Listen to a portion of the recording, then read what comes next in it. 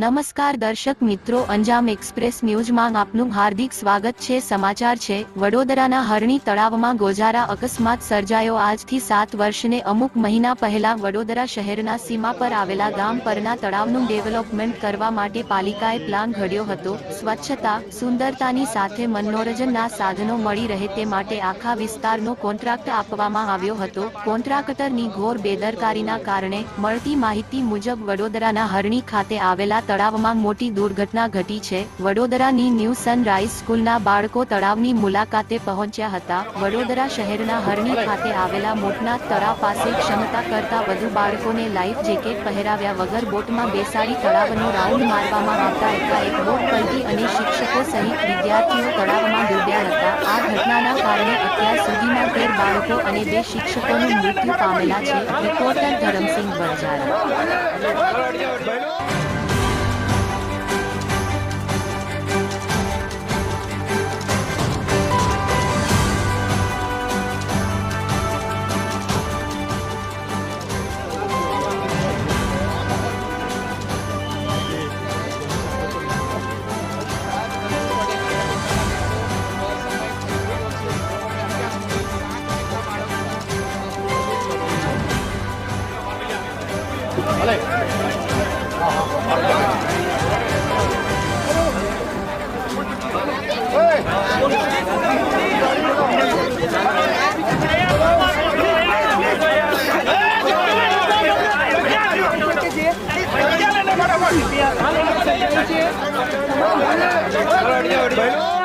हमारी चैनल ने like share and subscribe करवाना ना भूलशो।